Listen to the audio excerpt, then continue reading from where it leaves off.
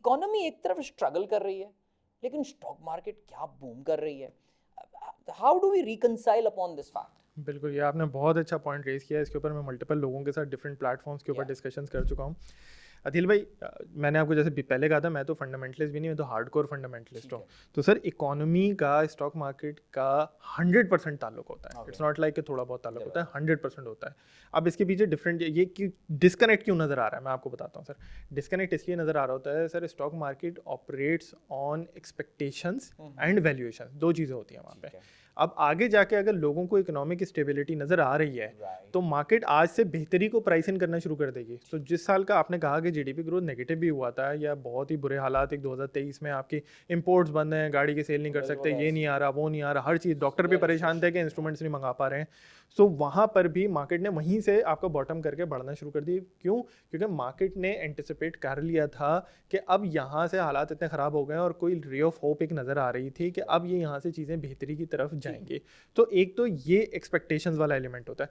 दूसरा जो रीज़न है इसमें अदिल भाई, वो ये कि वैल्यूएशन का एक कॉन्सेप्ट होता है. सो स्टॉक मार्केट जो थी आपकी, आप ये पीरियड भी देखें सर, 2017 में मार्केट का हाई लगा था 53,000 और 2023 में वो 40,000 पे थी. आप इसको भी अंदाजा लगाएं कि 6 साल का जो पीरियड था, इसमें मार्केट बढ़ी नहीं बल्कि नेट नीचे थी. ऑल्दो कॉर्पोरेट प्रॉफिटेबिलिटी ग्रो करती जा रही थी.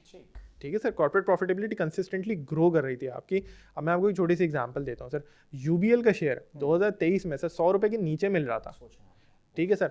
और बड़े, मैं कैसे बताता हूँ कि ये बहुत ही बिल्कुल नो ब्रेनर था वो, इस तरह से कि सर 9 रुपये क्वार्टर, 8 रुपये क्वार्टर तो डिविडेंड देना उन्होंने शुरू कर दिया था.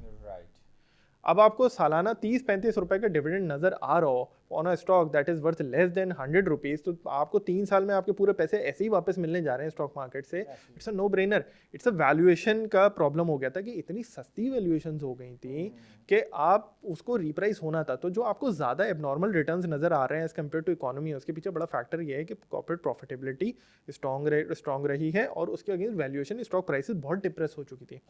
एक एग्जांपल है सासगार इंजीनियरिंग, जो हवल गाड़ी उन्होंने लॉन्च करी है सर. बिल्कुल, सासगार हैवल जो लॉन्च करी सर 2023 में आप उसके देखें, स्टॉक प्राइस 50 रुपये में मरी हुई थी. ठीक है सर. गाड़ी बिक रही थी 80 गाड़ी 90 गाड़ी महीने की ऑन एवरेज निकल रही थी उस टाइम पे सर. उसकी एक चीज़ होती है ईपीएस, अर्निंग्स पर शेयर, वो 7 रुपये दिखा रहा था.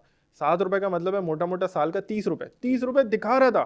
50 रुपये की शेयर प्राइस है सर. आपको stock price not even 2 times of your profit पर शेयर मिल रही है आपको. इतनी बुरी आपकी वैल्यूएशन चल रही है. तो उसने नॉर्मलाइज होना था. ये वजह है कि सर स्टॉक मार्केट की जो परफॉर्मेंस रही है वो इकोनॉमी की परफॉर्मेंस से बहुत ज़्यादा रही है.